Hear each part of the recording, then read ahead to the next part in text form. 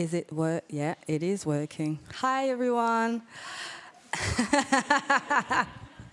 Everyone and friends. I'm very happy to be moderating this panel for many reasons, and I'm going to try and state them in the introduction. First of all, the production of computers and phones, the handling of digital waste, as well as, more broadly, the entire digital infrastructures are dependent on the extraction of resources and labor, mostly situated in the global south.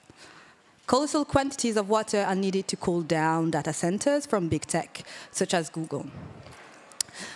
The development of large language models was the trend last year. Now we're talking about EDRi. Not only participates to the erasure of vernacular languages, but also requires the extensive exploitation of natural resources, causing displacement of populations. For many, including me, the very framework that created the environmental pitfall we find ourselves in is a product of colonialism, as indigenous people have explained for centuries, and as echoed by the Intergovernmental Panel on Climate Change in its 2022 report. The question of how to make digital technologies compatible with the imperatives of environmental justice is even more pressing today, as it has become clear to all of us how the military industry is a key environmental issue. In 2023, it was calculated by the group Climate Focus that emissions caused by the war in Ukraine amount to 150 millitons of CO2, similar to those of a country like Belgium, where we are. A fair chunk of these emissions, 36%, is related to the reconstruction of the country. Emissions related to actual warfare and fires make up a similar number. The automation of bombing technologies, such as the Lavender or Gulf Spell systems, are increasing this impact. Lavender and Gulf Spell are two algorithmic systems that were used and are still being used in Gaza and are used by the IDF. The case on the war on Gaza, deemed by the ICG to be a plausible case of genocide, has seen an unprecedented use of algorithmic supports to enhance the bombing and killing of the population, most of whom are civilians. In addition to that, the massive use of surveillance technology demands an important mobilization of data centers, hence consuming high level of energy and water. According to the magazine Plus 972, and I quote, military sources emphasized that the scope of intelligence collected from the surveillance of all Palestinian residents of Gaza is so large that it cannot be stored on military servers alone. The vast amount of information stored in Amazon's cloud, the military sources testified, it's still in a quote, even helped on rare occasions to confirm aerial assassination strikes in Gaza. So to be able to surveil the sheer amount of people that are being surveilled right now in Gaza, it demands a large amount of data centers, which is in and of itself a question of energy and therefore of environmental justice. One might say, one being me, that the digital crisis is an environmental crisis, is a colonial crisis. On the other hand, digitalisation and the twin digital and green transition are presented as the big promises of our times to bring about new economic prosperity while saving the planet, enabling a greener future without any fundamental changes in the way we produce, sell, consume, and dispose of goods. While the JRC report, Joint Research Centre report, called Towards a Green and Digital Futures, starts by stating the green and digital transitions are about profound changes in our way of life. The report, in reality, presents many ways in which digital transition will enable us to continue within the current model of economical growth, the very same model which many hold responsible for the climate crisis in the first place. And so many of you probably have read this report. If you haven't, I will invite you to. It's a very interesting piece of research. But I just took some quotes out of it that I thought were quite representative of the understanding of the twin transition that it portrays. For example, technological innovation can create new economic opportunities. As the transitions progress, increasing returns from economies of scale and scope, 50 for green and digital technologies, could create new markets. Another quote, the digital economy is crucial for the competitiveness of the European Union and can help to drive the green economy. Another quote, emerging digital technologies have a lot of future potential for the green transition. Looking forward 2050, DNA-based digital data storage offers the possibility of storing data much more efficiently with information densities 10 million times higher than the storage options available today. More storage options, that's what we need. To disentangle and see better what environmental justice demands in terms of change, what it has to do with colonialism, with extraction, with competition, and what a twin transition from a justice-focused lens could look like. I am very happy to have on this panel Johanna Schilling. Do you want to introduce yourself? Yes, thank you. Good morning, good afternoon rather. And many thanks for inviting me here today. My name is Hannes Schilling. I'm the Deputy Head of Unit for Strategy, Digitalisation, Better Regulation and Economic Analysis in the European Commission's Directorate General for the Environment. Thank you. Friederike Hildebrandt. Hi, I'm Friederike. I'm the coordinator of Bits and Bäume. That's a civil society network in Germany of tech and environmental NGOs. Many of our members are also members at EDRi, but some are not, so it's very special for us to be here. I am not a member of EDRi. Paz Peña. Hi everyone, my name is Paz. I am an independent activist and researcher and the coordinator of the Latin American Institute of Terraforming, which is basically a feminist space where we're trying to understand what are the social environmental impacts of technology in Latin America. And finally, David Menda Kitoko. Yeah, hello, my name is David Menda Kitoko. I'm the president of Génération Lumière, which is an NGO which is located in France and in DRC, Congo, and we are an ecologist association, decolonial ecologist association, and we work. We try to talk about extractivism in Congo and other spaces, but we have a focal on Congo in order to show the impact of extractivism, social impact, environmental impact, and economic impact, not only in Congo but in the Great Lake region. And we mix it with the work we do in France in an ecological way by bringing these issues from the south on the table, because sometimes we think that sometimes when we talk about ecology, we don't see people as me on the table to discuss about it, so we try to bring this narrative also on the discussions. That's what sorry, I did a lot. Thank you. So, as I tried to paint in the introduction, we can see a bit of a tension in where we want to go when it comes to what is called the twin transition. Is the twin transition about an increase in digitalization and that would help an environmental justice world, or is the twin transition transitioning out of a system that has enabled the environmental injustices to happen in the first place? And so, my first question is very simple. Are digital technologies a solution or a participating factor to climate change? What does a twin transition mean in the current context? And what do you think about it? And I'll ask that question first to Friederike. Friederike, sorry. Friederike.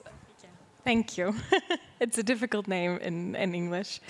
At Bits and Bäume, we work a lot on the environmental impact of tech. And so, of course, also of the twin transition.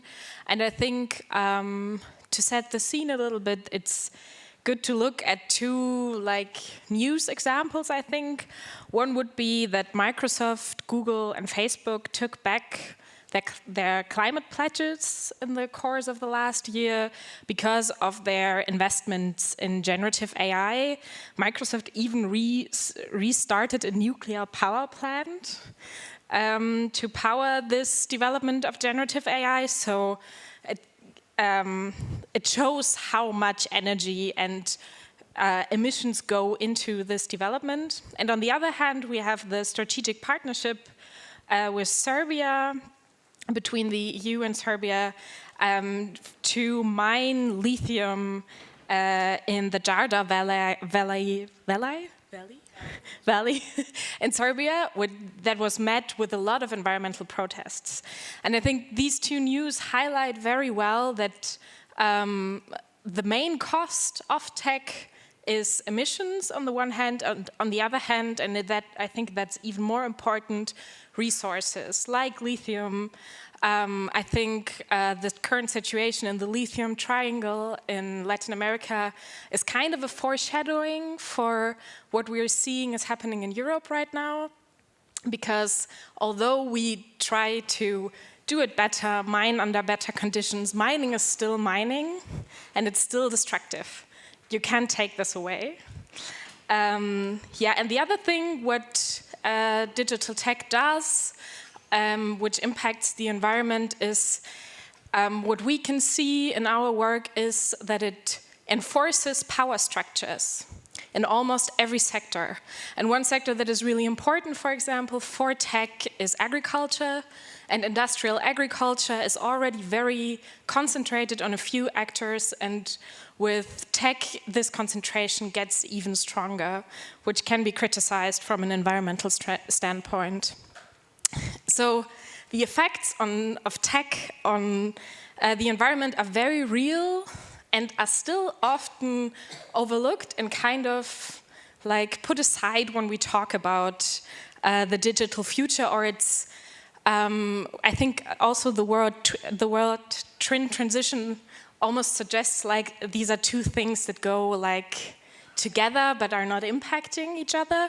And the impact of tech on environment is there and can't be ignored. And also this, I think it follows very old structures, what you said before. When we look at who is mining the resources for tech, these are not new companies, these are very old mining companies. In Serbia, I think now they're out of the business, but in Serbia it was Rio Tinto, which people that work on human rights and mining know this name very well. I think you will talk a little bit. In Congo, we talk about Glencore, a very old mining company from Yes, from Switzerland, who also is responsible for human rights violations, which has been proved time and time again. So the tech seems very new and innovative, and it seems like, okay, this is a transition into the future, but the structures are old, and they have been built since colonial times. And I think when we talk, especially in Europe, about the twin transition, we often, even though I think you agree, and many people would agree too, that these tech billionaires our favorite person, Elon Musk, but also Sam Altman from OpenAI, they are almost funny with their positive attitude towards what their technology can do, but still this narrative of we use tech and we will solve problems Sam Altman of OpenAI, so ChatGPT, said that the generative AI of ChatGPT can solve the climate crisis. I would really like to know how.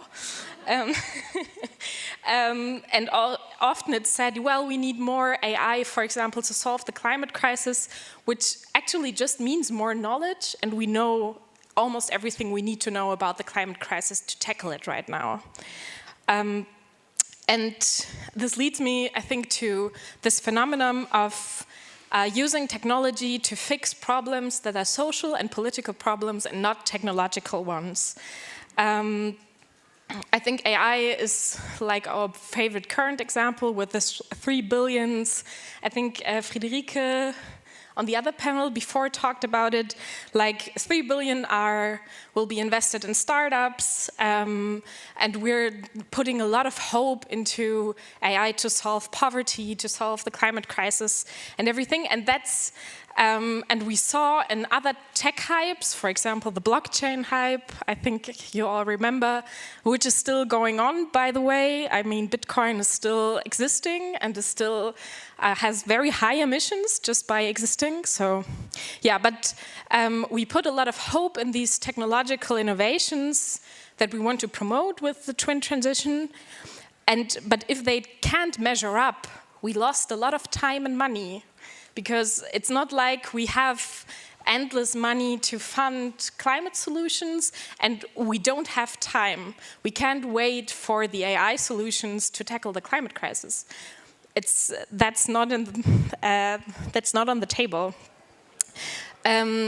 So if we want to reach environmental justice, and I think you two can talk about it, or you three can talk about it more profoundly, I think we have to shift the focus from tech as the main solution and focus on the solutions we already know. And we know, or we have known for years now, what we need to tackle climate crisis and reach environmental justice is cut carbon emissions, and we have to do it on an industry level, not on a personal level. We have to enforce circular economy.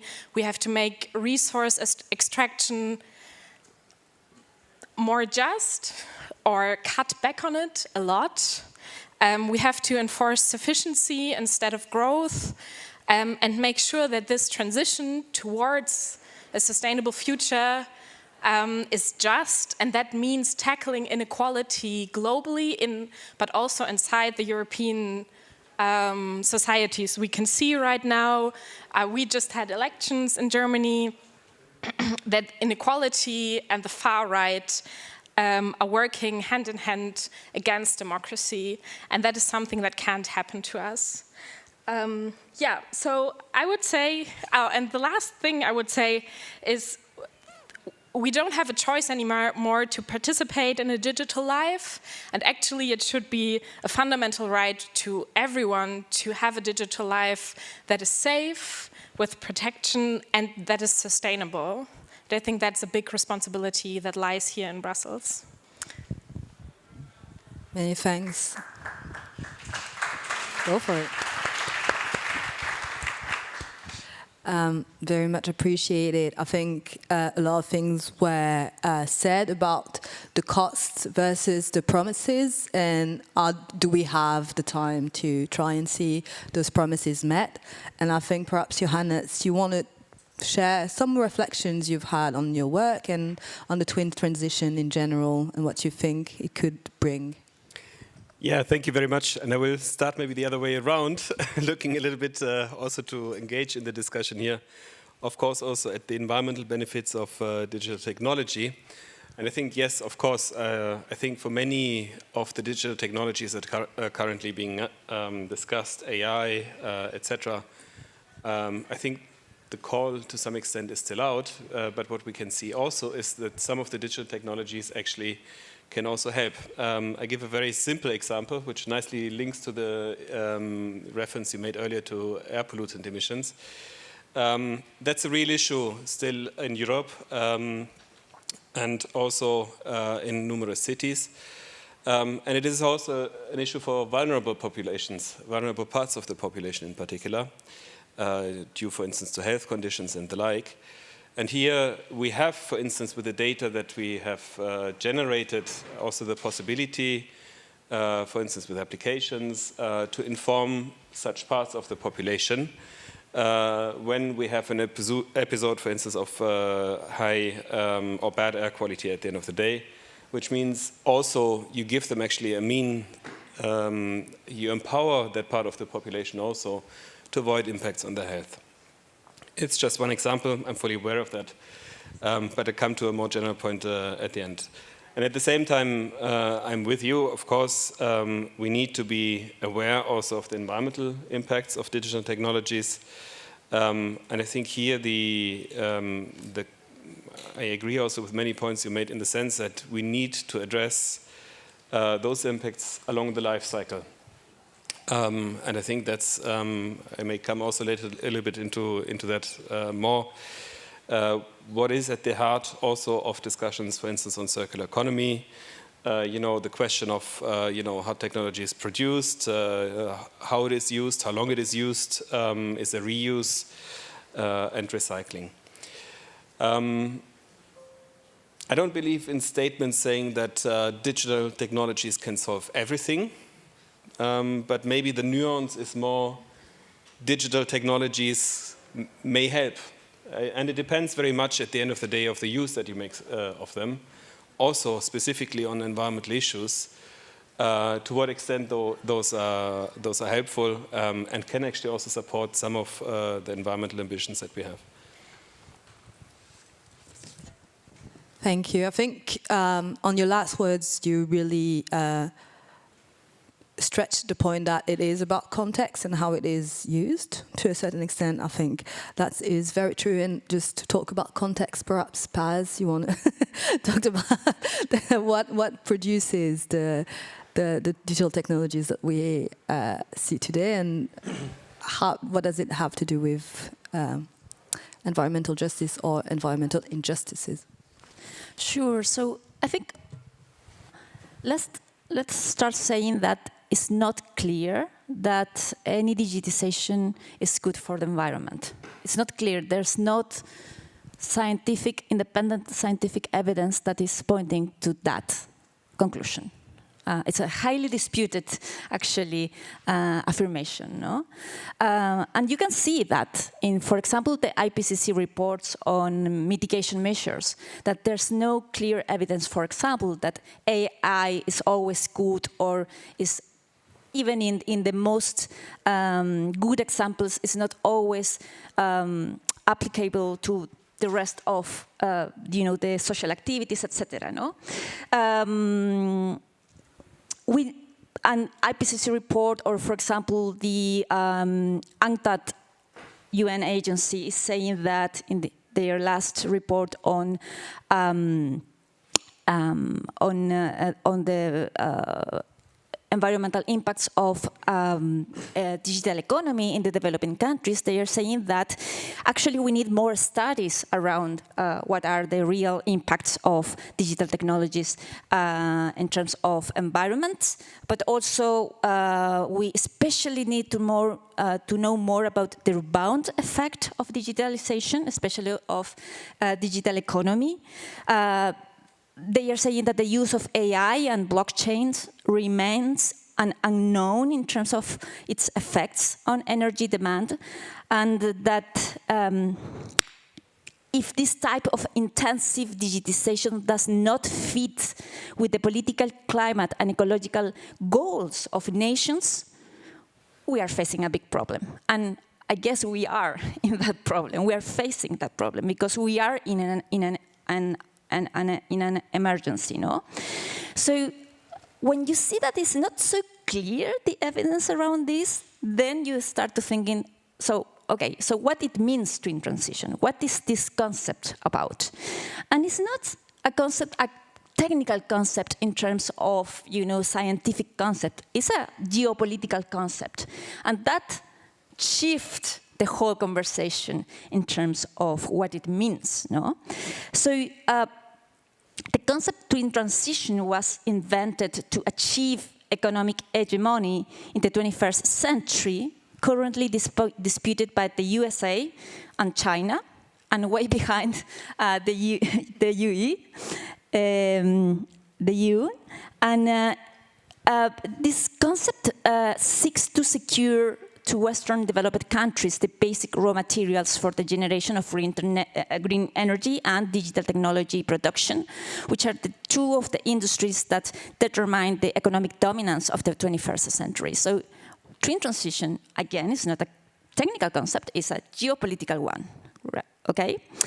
So this is, for me, interesting, because now, if it is a geopolitical concept, now it's interesting to see what is the, the other view, the planetary view of this geopolitical concept, no? And I work based in Latin America, and this is, where things are interesting for me, no?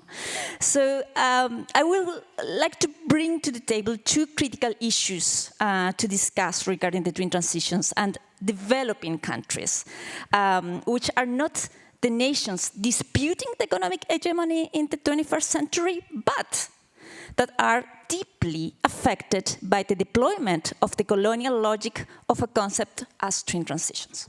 Okay, so I will bring two things that I think are interesting to discuss, because when we talk about twin transition, especially in this political discourse, many times they say, well, twin transitions is like the ideal concept, no? There's nothing wrong about twin transition. It's something that we all need to go through to have, to achieve our green goals as nations, no? But to be honest, that is not necessarily true when we are looking the rest of the world. First, twin transition mean a new gap to overcome to countries that have not contributed to global warming. So here with twin transitions, again, we have that there's an intersection between digital justice and climate justice. Again, no, because we are asking developing countries to join the twin transitions, but to be honest, and for example, the Inter-American Development Bank have published a couple of studies saying that in Latin America, for example, the use of digitization in our economies is still very low. So the urgency of the twin transition in Latin America drives us to widening the economic gap with the developed countries, no? So this idea that twin transitions is necessarily good for the rest of the world is not necessarily true if you see the evidence in terms of the economic development. And this is, has been said by the Inter-American Development Bank, which is not really an anti-capitalist organization, no? I mean, we're talking about a bank, no? Which is very interesting also because in the last UNCTAD Technology and Innovation Report from 2023, they examined the twin transition in developing countries and their integration into global value chains. And the report's key findings is that digital technologies have been slow to spread in most of developing economies, which we know, no? But notably, the manufacturing firms that are most likely to adopt these Industry 4.0 technologies like blockchain, AI, like these top-notch kind of latest technologies, are the industries that are in the most advanced economies in developing countries. So it's not in every developing country. It's in Brazil probably, it's in Chile in the case of Latin America, but that's it. So again, twin transitions is not necessarily good for every economy, especially in the developing world. So basically, what we're saying is that in the developing world, we don't have enough infrastructure and digital skills to actually be prepared for the twin transitions. So, because of that, the developed world and the developed economies tell us digital infrastructures and digital skills must be created in developing countries. Buy us that infrastructure, no? Buy us those skills. We gonna sell you all that stuff. But it's interesting, because if we look at the reports in Latin America about digital infrastructure and the power that big tech and techno-capitalism has over that is stunning. So the infrastructure that we need to be part of the twin transition is being developed by big tech. That's a great business, isn't it? So it's interesting, no? Because when you start thinking about who is the beneficiary of twin transition, everything, again, is going to the direction of big tech.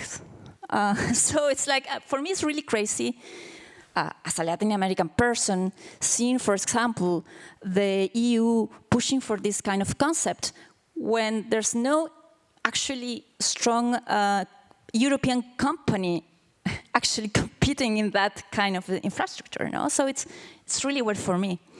So this one, no? The second thing that I want to put in the table is that not only does the twin transitions have no direct benefits for developing economies, but they are also the ones who suffer most from its environmental consequence.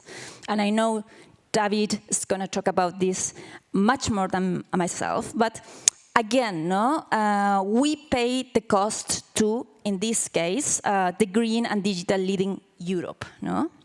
And I would like to quote from this year's UNCTAD report on digital economy and developing countries, which states, and I'm quoting the UNCTAD, okay? Latest report.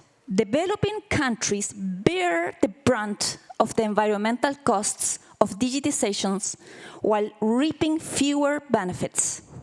They export low-value added raw material and import high-value added devices, along with increasing digital waste. Geopolitical tensions over critical minerals abundant in many of these countries complicate the challenges. This is the UNCTAD. I really respect UNCTAD because I think it's one of the few UN agencies that are free from the big tech money. So they can say these kind of things, no? So the exploitation of, for example, in the case of the lithium triangle that you were saying, and that I know very well because I'm based in Chile, the exploitation of the lithium triangle is basically the exploitation of ancient salt flats in the lithium triangle, who has led to non-human extinction, lack of water, fresh water for local populations, and the displacement of indigenous communities, for example. But this is just one thing of the many minerals that, for example, digital economies need, no? And I know David will talk about more this later. So we're not only talking about a new economic gap in developing countries, but it is an economic gap that is growing and deepening the colonial and neoliberal view of the economy, where the benefits are privatized and the costs are shared among the most vulnerable populations. So again, who then benefits from the twin transition? That is the main question of this concept. So I will say that the twin transition benefits the economic powers that want techno-capitalism to dominate and monopolize human existence, including green energy generation and climate technologies. The same UNCTAD report, the Technology and Innovation Report in 2023, says that the main suppliers that can lead the technologies of the 21st century are not more than 24 companies worldwide. 24. I mean, that's not so much. They are split between China and the United States, and again, far behind the EU. So the question we should ask ourselves is not about technology and its role in the climate crisis, but whether the dominant and monopolistic logic of techno-capitalism, which to date dominate technological developments, with its logic of unsustainable growth and extractivism of everything that means the accumulation of wealth is the answer to the multiple crises we're facing to the 21st century. And when we're talking about, Johannes, you were talking about like AI and technologies, I can see your point, but don't forget that AI and digital technologies are not born from nowhere. They are born from power, from companies that have, you know, a name and a historical component, and actually they are 24 that are actually have the capacity to supply all the needs for the, call it 21st century needs. Thank you.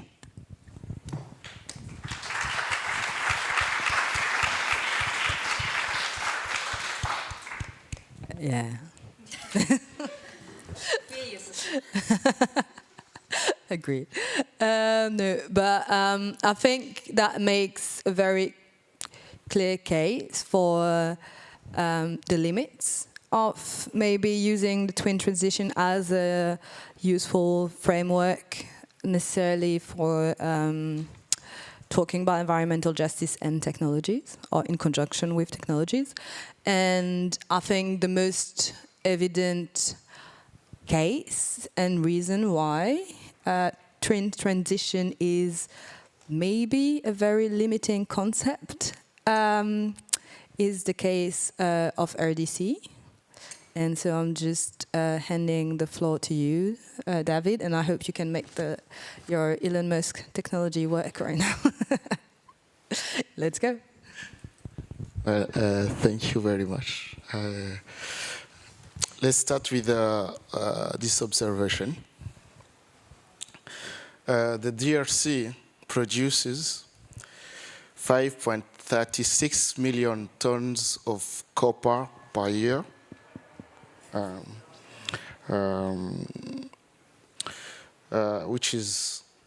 Which make it the second largest producer of copper in the world after, I think, Chile.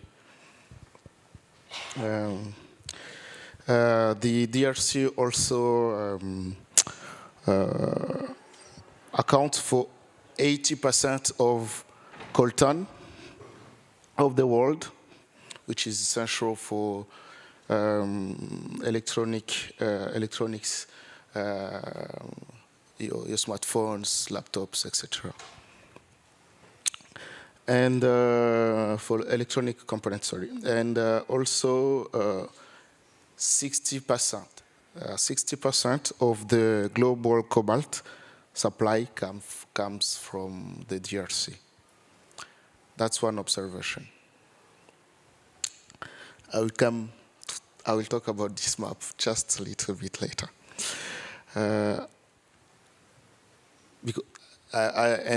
This map talks a lot. I don't want to go further about giving the list of the minerals that are in Congo and how much is necessary for digitalisation. Because it's relatively long. The DRC is a key in the extraction of these materials that enable the existence of the digital economy. So in this first observation, I just want to remember you that digital economy is not virtual. We all know that, but it's better to remember it.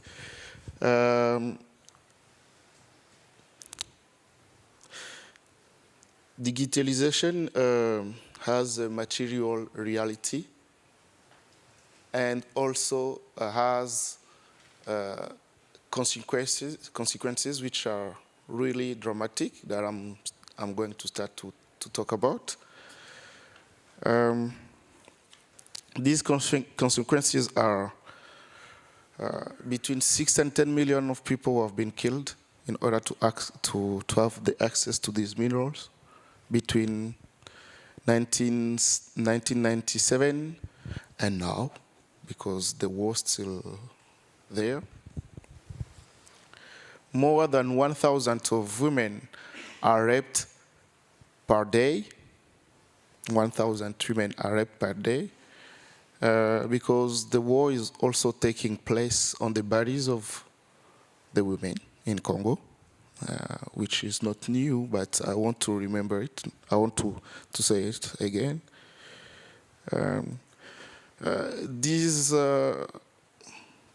These armed groups do this in intention of,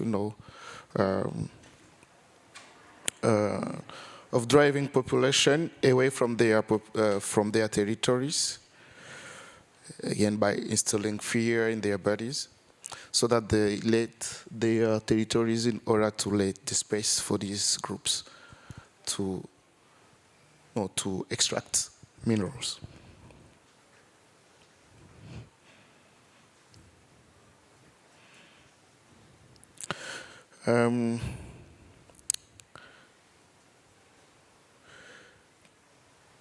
The extractivism of this mineral has, let me say, I'm searching the word in English. It has created a slaughterhouse, an hecatomb.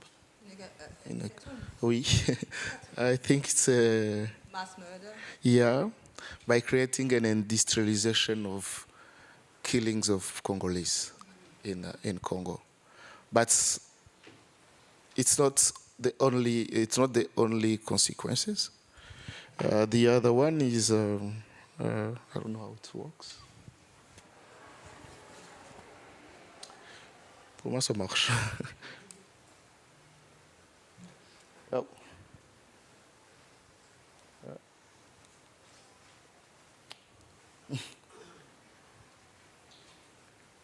Bon, it's okay. Per year, there is thank you. Not the consequences. We lost 500,000 of the planet's largest green lung, we could say, because of the excess of minerals. And as I'm talking now, we have 7 million of internal refugees in Congo right now that I'm talking. We have more than 4 million of external refugees, which is I'm part of this number. So, in brief, that is the problem of the extractivism in Congo. It's not only how can I say it's not only an abstract thing. It's AI. It's no. It has a reality, and the reality. One of the reality is this that we are facing now. And the problem is, I want to show another map. The problem is that the EU, let's say the world, knows about this situation because it's been like 30 years now that this war is in Congo. And every year the UN produces reports after reports talking about the same situation. But what we can see now is the increase of the demand of these raw materials.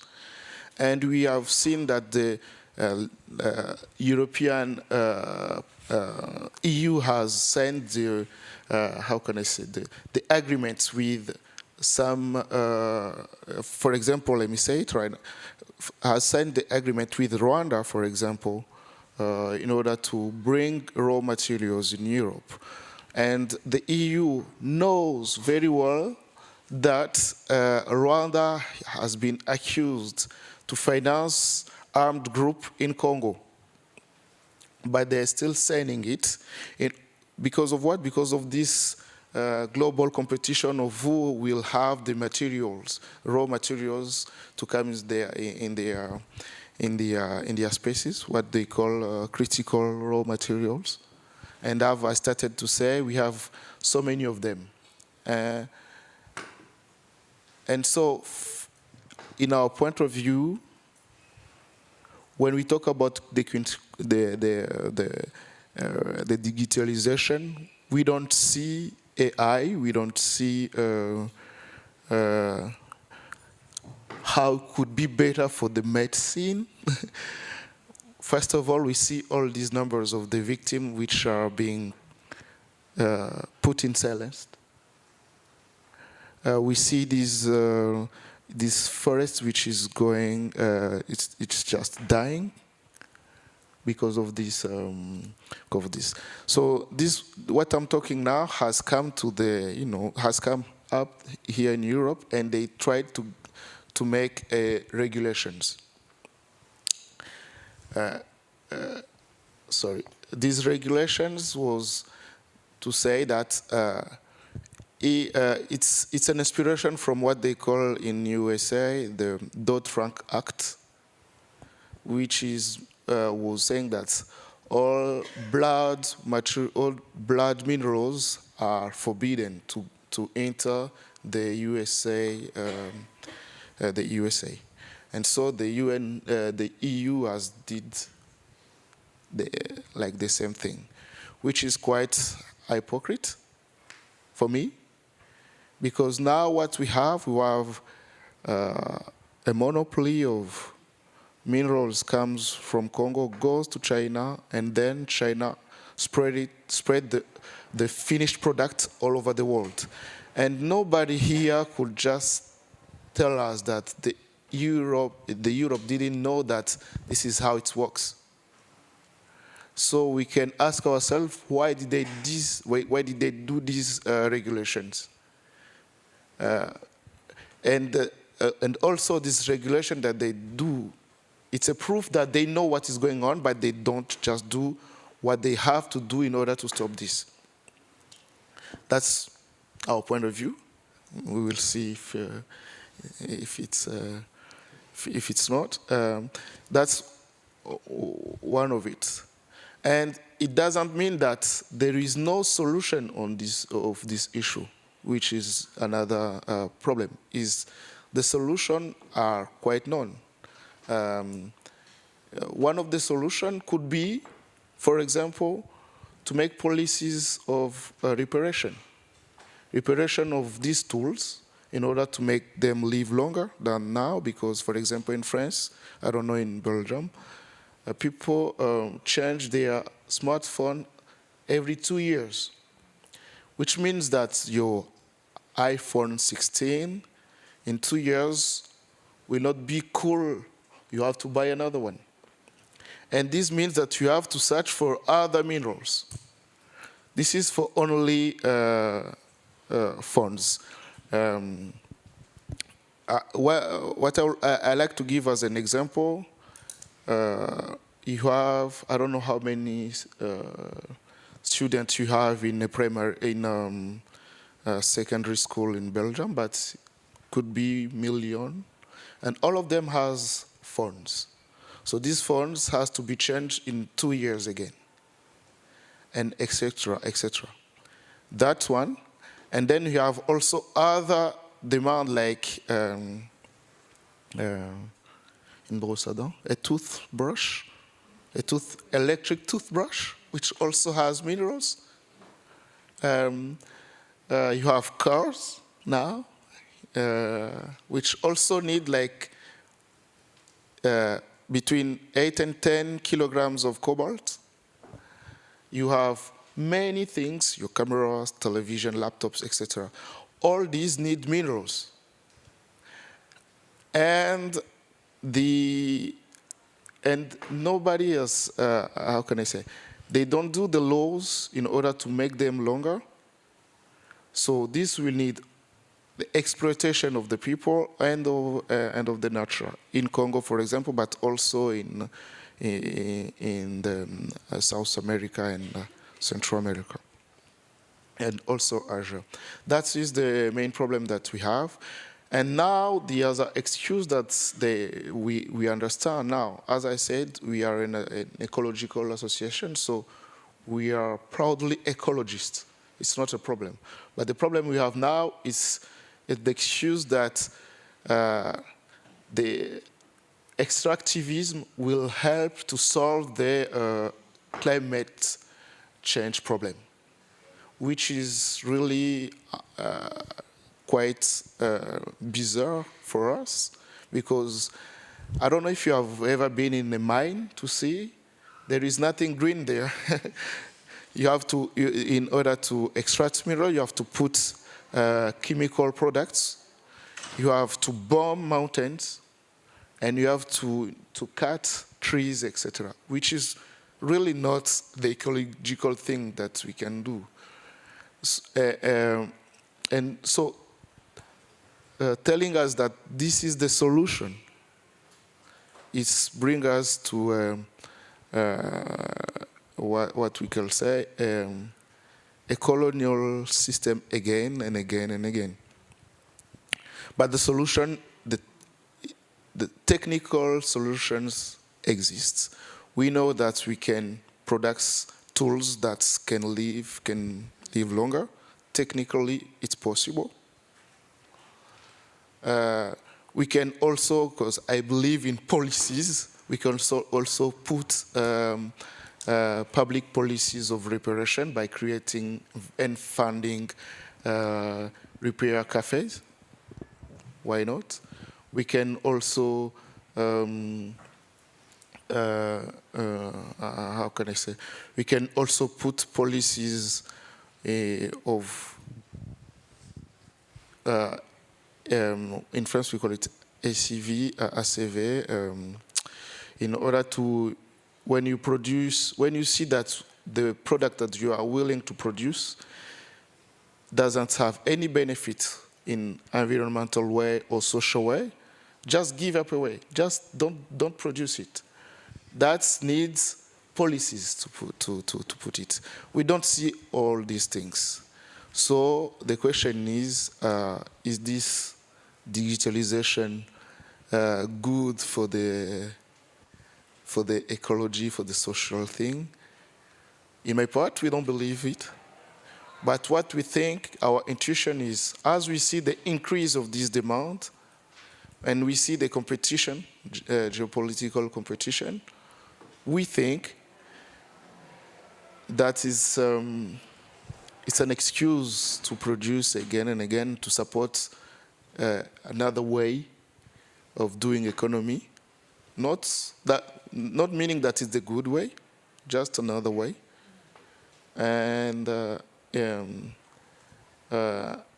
we don't think of another way of living this earth, which means that we have to put away colonialism way of living, which means that you have to rethink the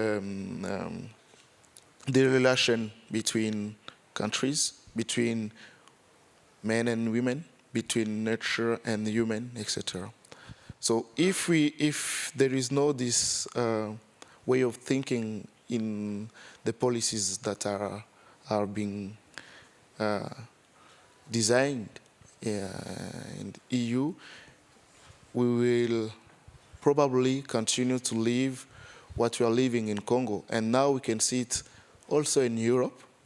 For example, in France, in a region called l'Allier, we have now we have a project. They have a project to extract lithium.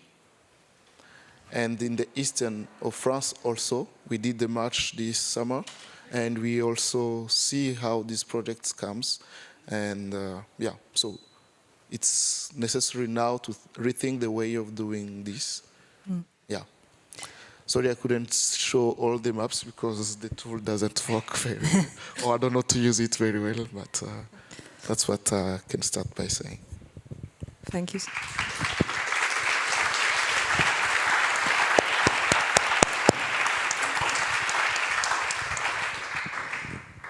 Thank you so much. And so what we've heard is, first, a very concrete analysis of the environmental and human costs of digital goods, and the limits of some legislation, the benefits of some. So I've heard you are a big supporter of the right to repair, so that's a good thing. But it seemed you were also tending to say that it's not in and of itself going to solve it. And I'm very keen on hearing solutions, right? Because we're here for that. I'll invite people to stay very short because I also want to leave the opportunity for the audience to share thoughts or questions. And yeah, Johannes, do you want to start?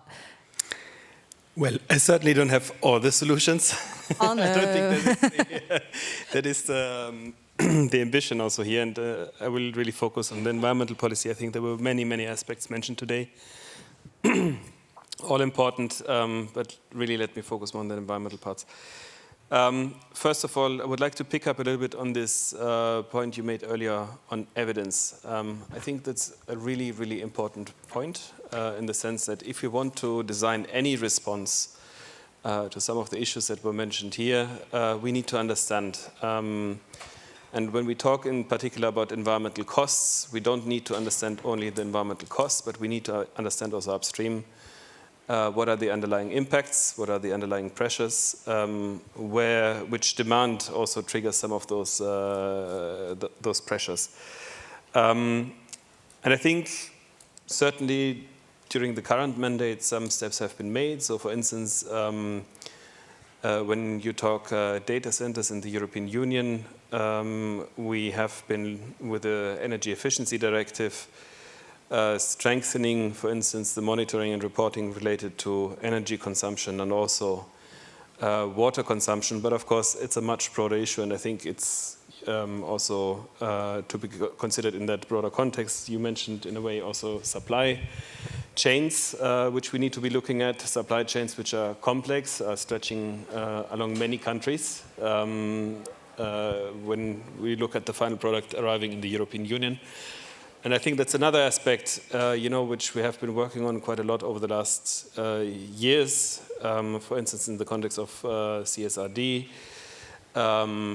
and also now specifically more to environmental issues on the EU deforestation regulation. And I think the key issue here is the traceability, where also sometimes we will need digital technology actually to help us with the traceability of the products.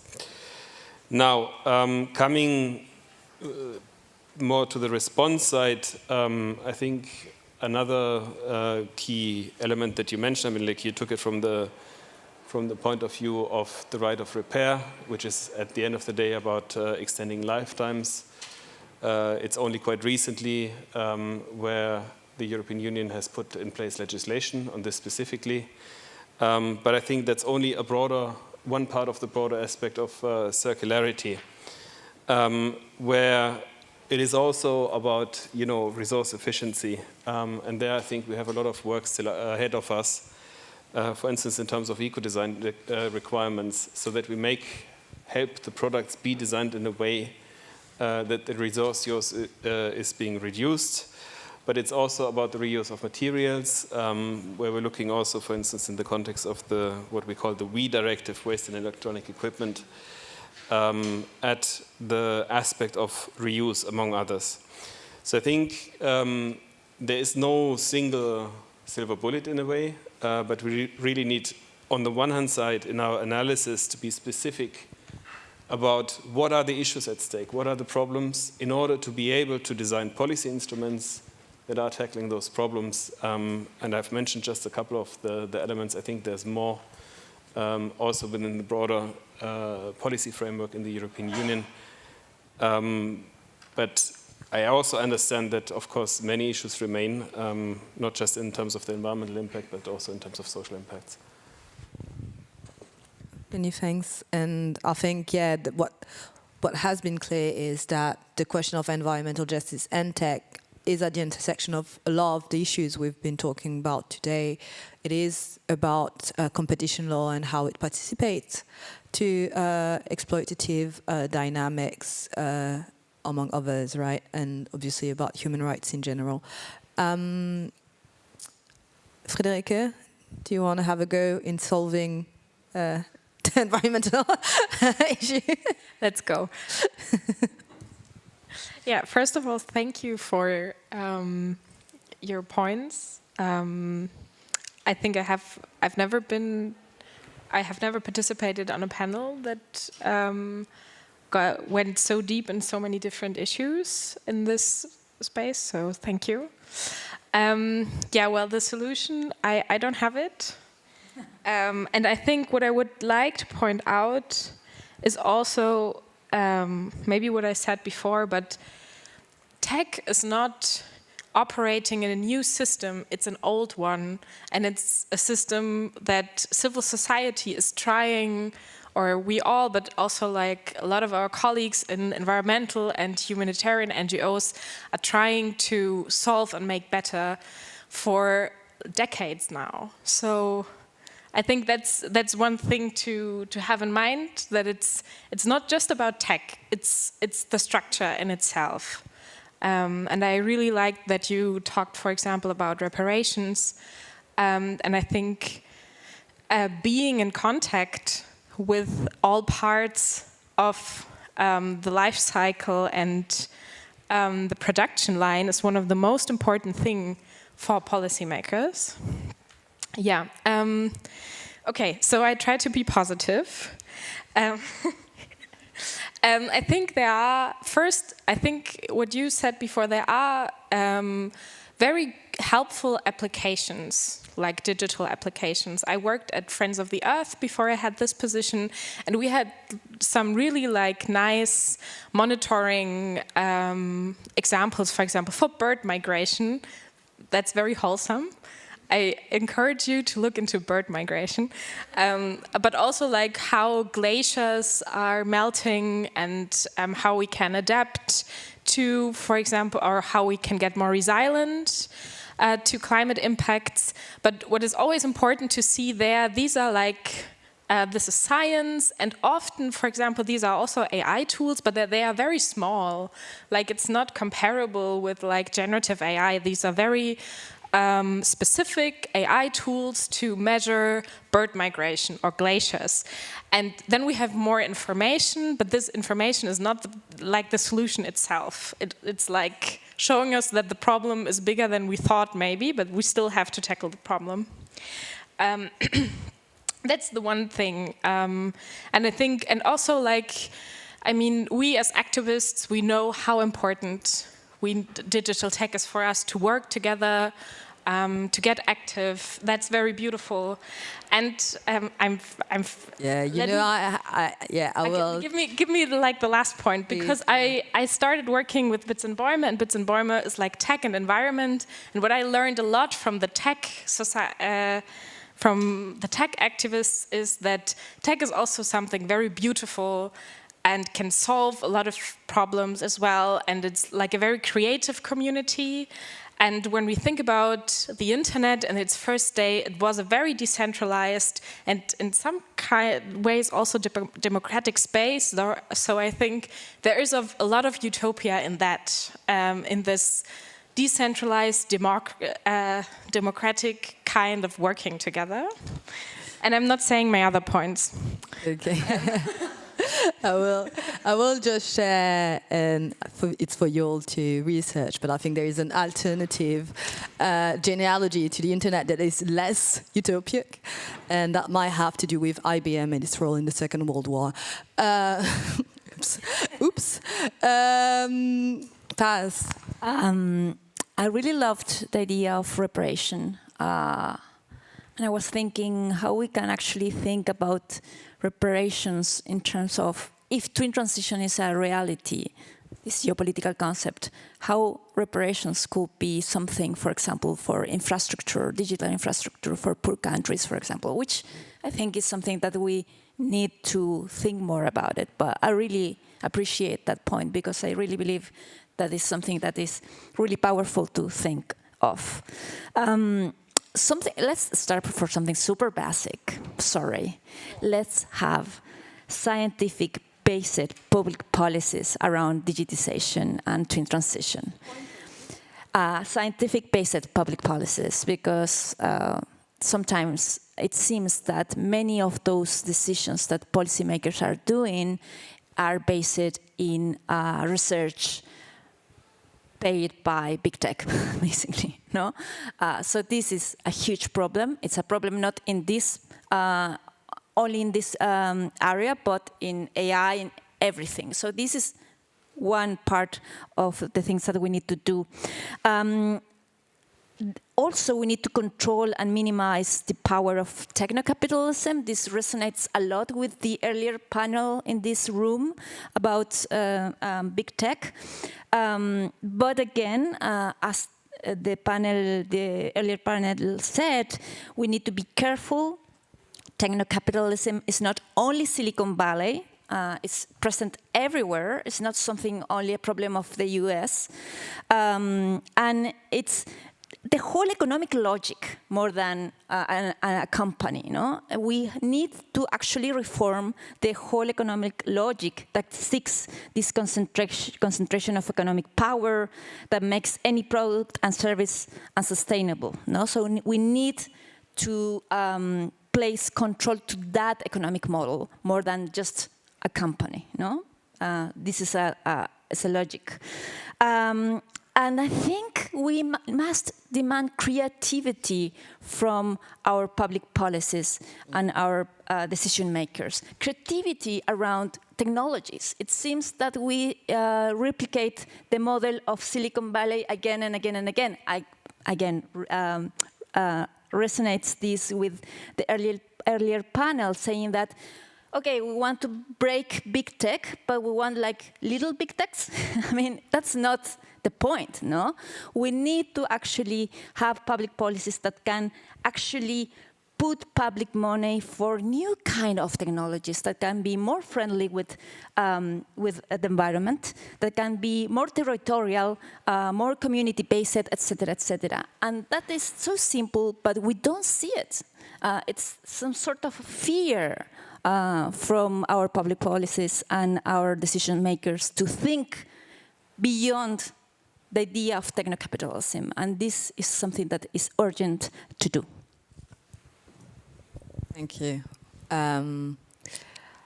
I'll just add one because I have the mic. So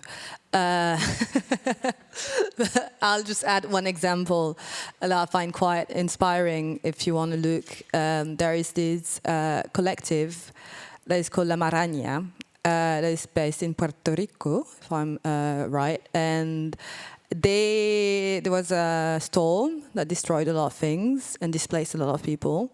And their response to that was to develop a lot of community-based, collectively designed technologies to respond to, among other things, the question of the storms that are hitting their territories. And I think that's an interesting example of actually it is about creating evidence and it is about impact, but what is the scale, right? And what type of extraction do we need for that?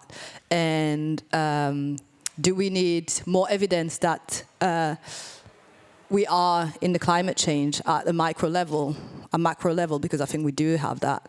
But what do we need at a micro level, at our community level, and how does it actually impact our decision-making potential? Because knowing, and I think a lot of us know a lot about the climate change and the climate catastrophe, but if we don't have the capacity to handle, then it's actually blocking us, right? It's more traumatizing. And so I think that matching the knowledge with the ability to do things is something that is here, could be a twin transition that I will offer. I will just now open the mic to all of you. You've been very, oh wow, let's go. You've been very patient, and so yeah, please, and I don't know if someone is passing the mic. If not, I will just ridiculously go around. Okay, thank you. But there is someone with an extra mic, perfect. Oh, perhaps, I don't know. Yep.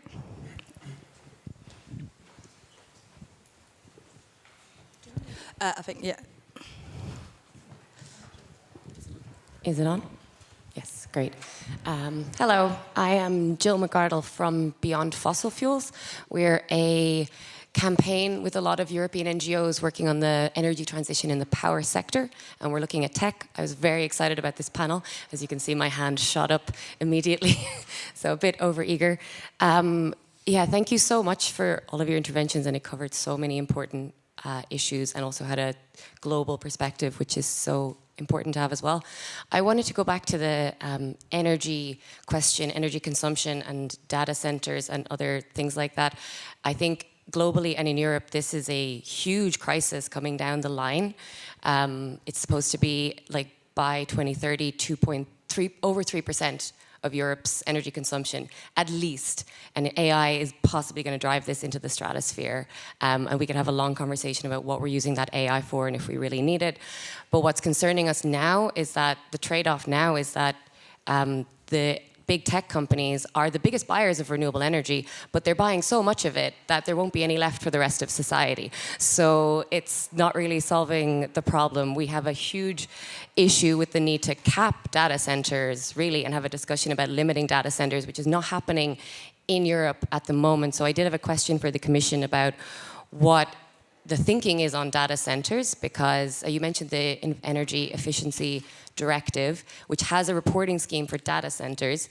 This, unfortunately, this gets a bit technical, just repeats some of the mistakes of the accounting for data centers emissions at the moment. So companies can say, we're buying renewable energy when they're not actually buying renewable energy. They're just buying offsets and credits, and they're not switching from fossil fuels.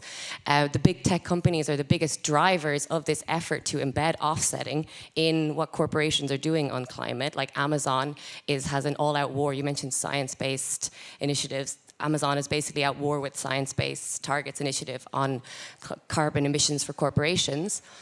So tech really is at the center of this. So I'd love to know what the Commission is thinking about the broader crisis coming down the line on this, and if others have thoughts on that. And I also wanted to mention microchips, because I do think this should be part of the conversation too, because semiconductors, Europe has a big strategy now, is pouring billions and billions into new fabrication plants for microchips.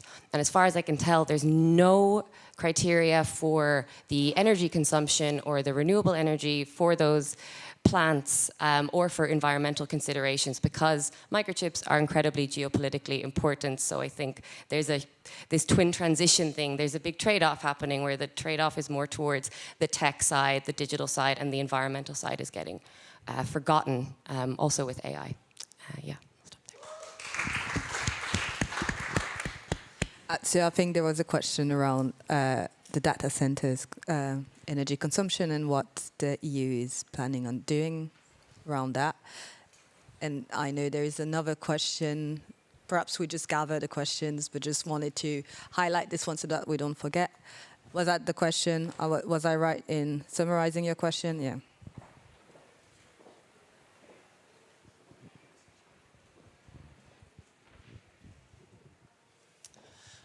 Yeah, thanks everybody for your contribution. And Johannes, you're a bit in the hot seat, I think, in this space.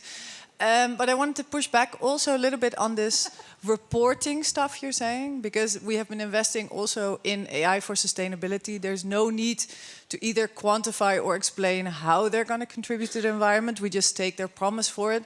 Yes, when we have to show what the costs are, the environmental, the human cost of technology, we always have to quantify it. But if you listen to David, to Paz, there is already a mounting body of evidence. There is a mounting body of evidence that we're in an ecological crisis, not just a climate crisis, an ecological crisis. There's just no political will to actually change it. And that's something very different than quantification and measurement and reporting. And I'm really curious, especially now the new commission going into innovation and competition, that really center the market and this race to the bottom with the US and China at the center of our policy. How will we ensure that we actually do still have a sustainable Europe, a sustainable world? Like, where does actually the green, not the clean, but the green still fit in the environmental sustainability of our future within sort of the next mandate? And who, this was a question of Fanny, who can we actually speak to about this in the commission, in the next commission?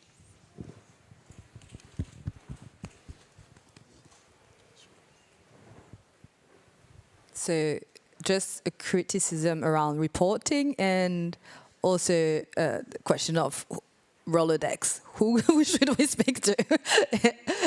Perhaps I will, because it's a lot of questions, I will admit. And you are in the hot seat. So thank you very much That's perfectly fine. Yeah. Thanks for the questions. So I think, first of all, on the data centers, I think the objective is pretty clear. If we want to go to a climate-neutral, resource efficient, and also energy-efficient economy, of course, we need to look at the entire economy.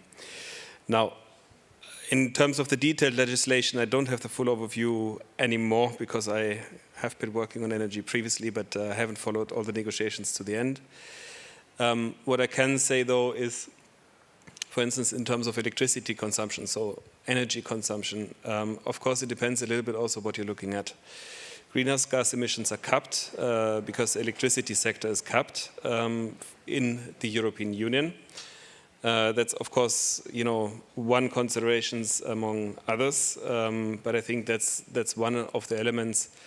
And that leads me also a little bit to the element on monitoring and reporting. I think it's of utmost importance that when moving forward, on the one hand side, we understand, first of all, where the issue lies, and that even if we know the landscape is going in a certain direction, and also picking up a little bit what you mentioned, even if we know the broad issues, if we want to design a policy response, we need to know the specifics of it.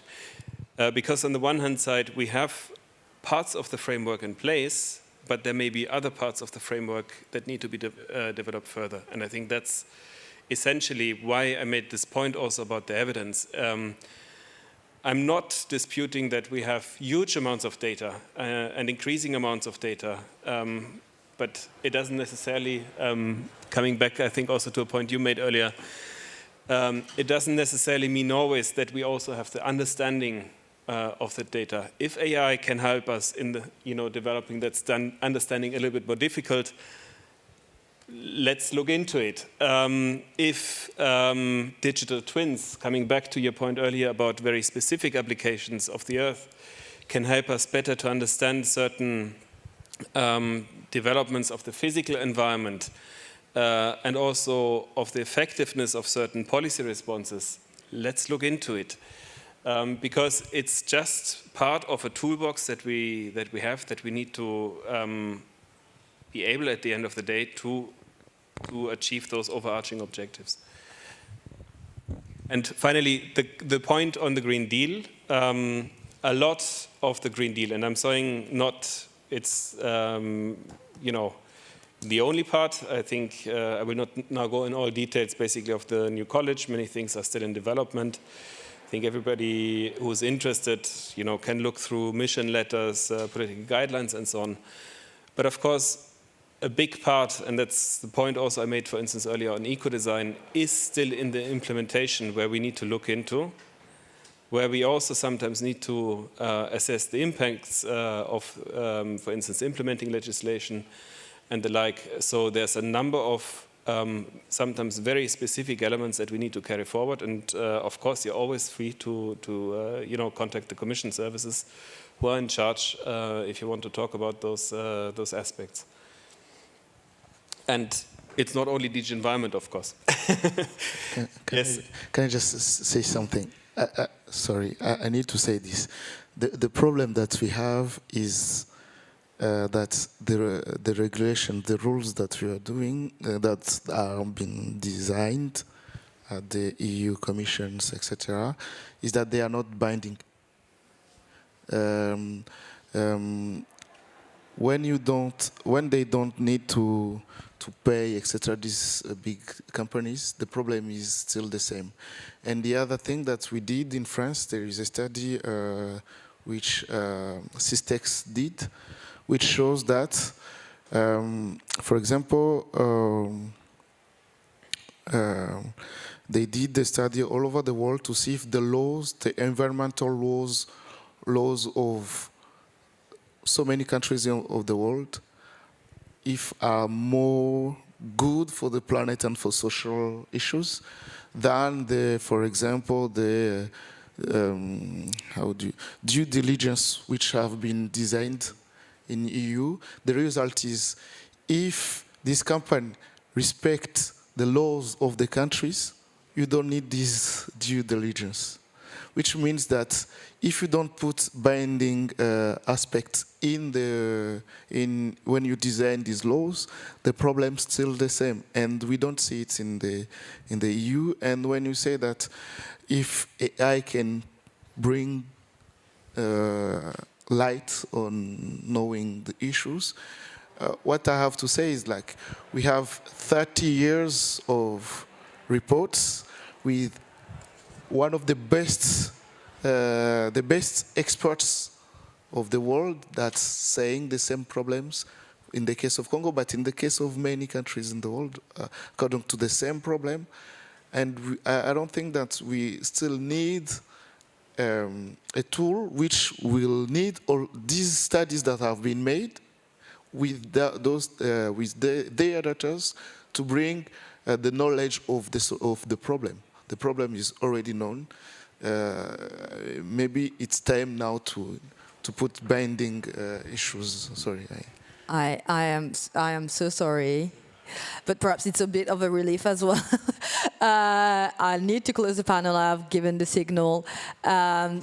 Thank you all so very much. I do think there are some very key, important ideas that came out of the panel. One of it is, I think, in terms of data gathering, we have a lot of information. We know. So if the technologies are used for us to know more about what we already know, maybe it's not a good use, because we also know what they do, and that is that they kill people and the environment to be able to exist. The other thing is there are schemes to prevent us from actually going into actions. So some pretend actions are happening, right? It's the compensation, but actually it's actually also destroying other parts of the world by saying we are compensating, but you're buying new land to compensate. And so actually it's the same circle again and again. And the third thing is there is a lot of energy in the room to make things change. So that is very positive, and there's a lot of knowledge, and there are new intersections that were not existing before of potential work, and so that is very exciting. And there is a person that you can contact. So, yeah, thank you very much. Thank you.